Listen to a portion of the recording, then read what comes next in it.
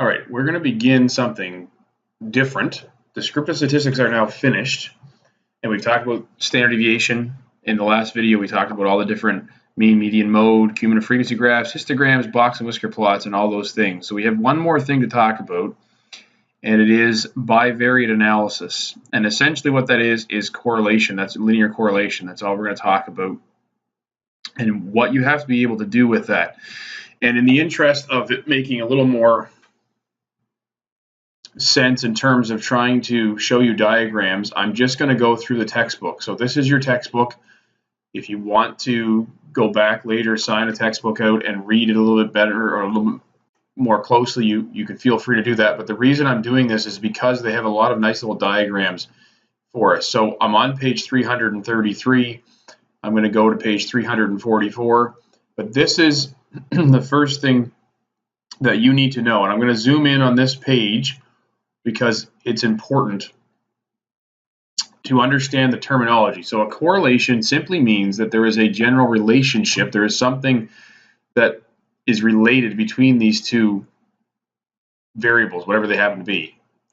A correlation is either described as positive or negative, and it's described then as strong or weak. And you may know some of this because you may have used it in lab reports and those things, but a strong or weak correlation and a positive or negative correlation. Those are the two words you're going to describe. You're going to say strong or weak, and you're going to say positive or negative.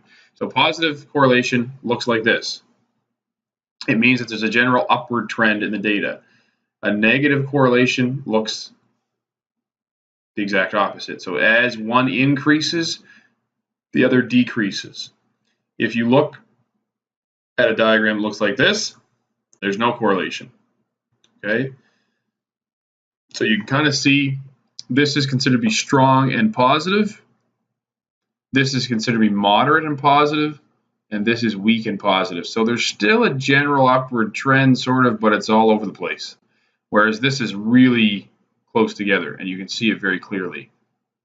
So that is the first thing with correlation that you're going to be asked to do, is describe the correlation. And you're going to be asked to describe the correlation with strong or weak and positive or negative. So you can go into your textbook and look at that a little more closely if you wish to. It's on page 336.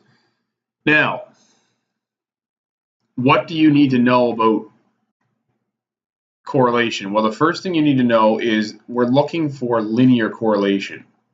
Okay, so linear correlation is a little bit different than other types of correlation. I'm not sure where my textbook went, but let's try this again. I'm going to try to zoom in just on this page for a second.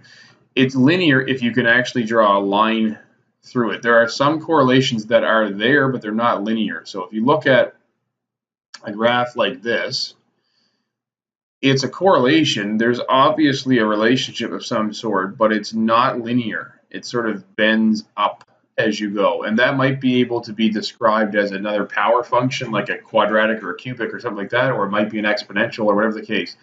But for our purposes, we have to be able to describe the correlation. This correlation is strong and positive, because it is, but it's nonlinear.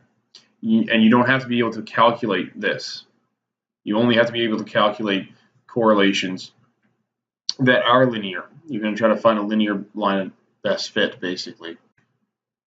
So the other point to be made is when you're talking about correlation and causation, there's a very big difference. So just because there's a link between two things does not mean that one causes the other. It could, but it doesn't necessarily imply that. So for an easy way to remember it is correlation does not equal causality.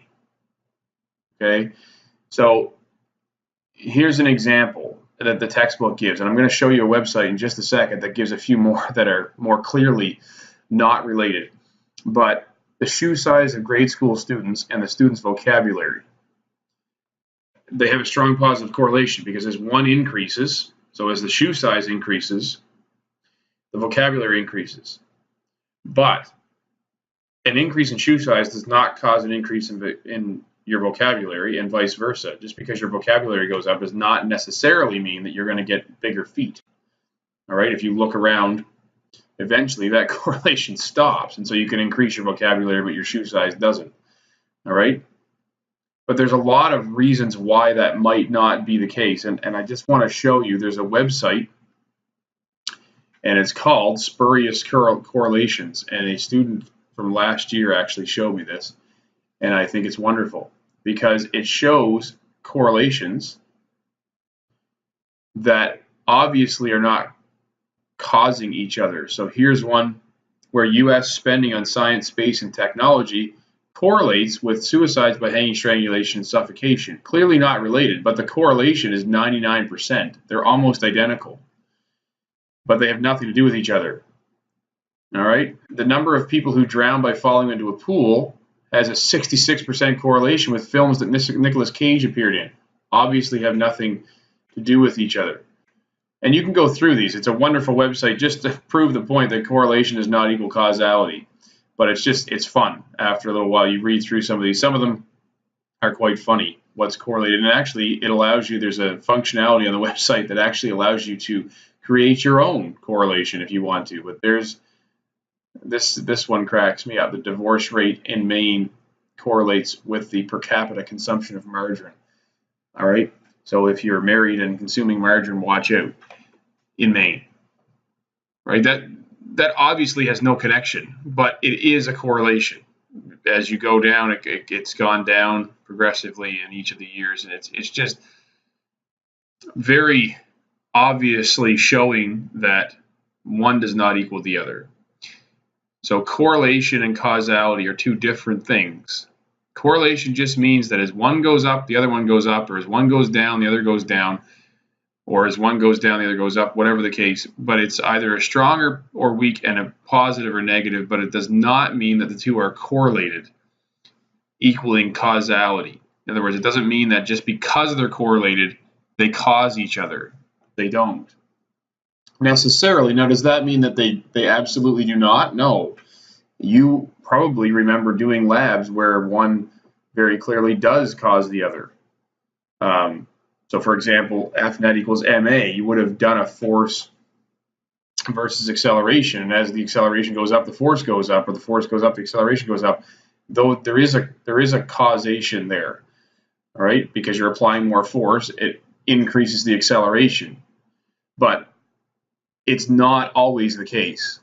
So if you look at your textbook, you will see the first thing you have to be able to do, and the first thing that IB wants you to be able to do, is just describe.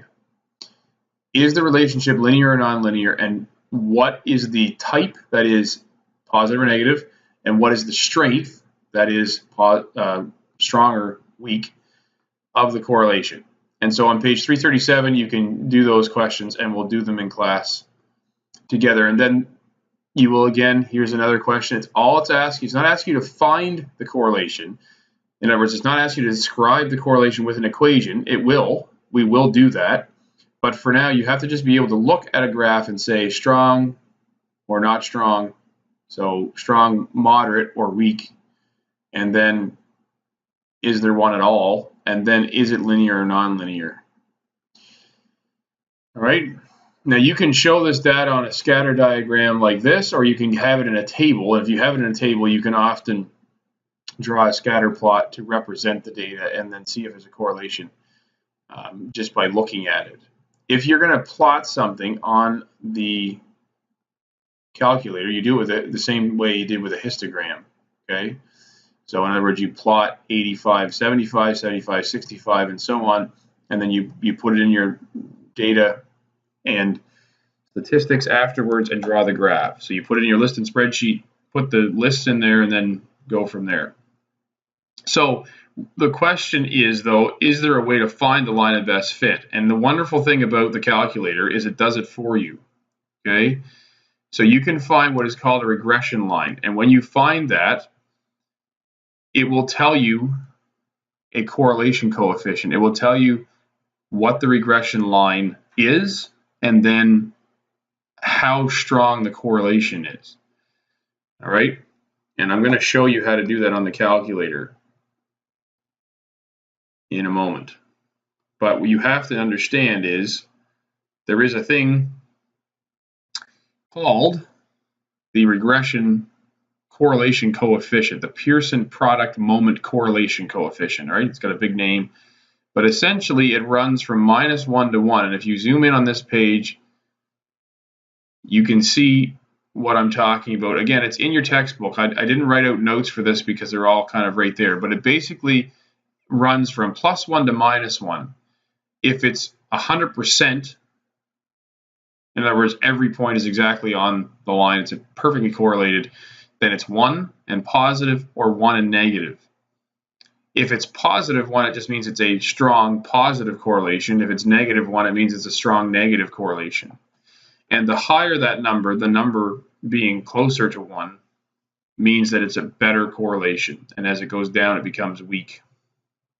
And so you can sort of see, here's a data set where you have a perfectly laid out set of data,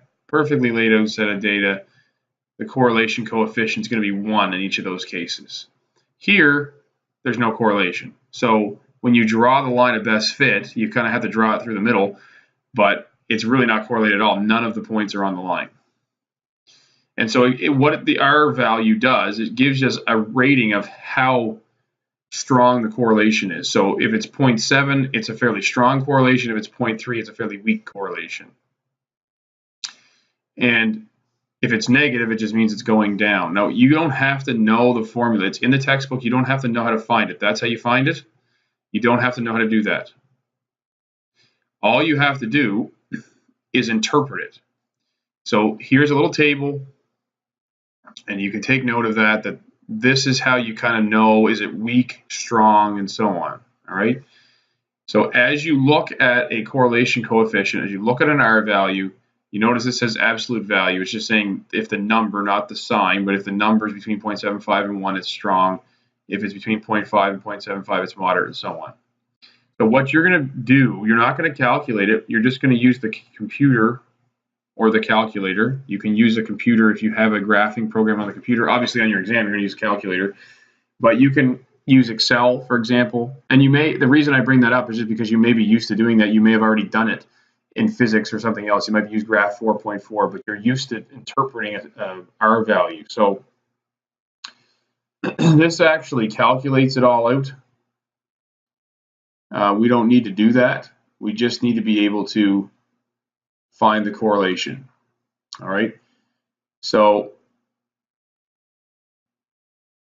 I'm going to show you how to do it on the calculator. I'm going to stop the video now, and then I'm going to do an example on the calculator so you can watch both of these. So we'll stop there in terms of understanding, but just to summarize what you need to be able to do, you need to be able to look at a scatter plot, and you need to be able to tell me, is the correlation strong or weak, and is it positive or negative?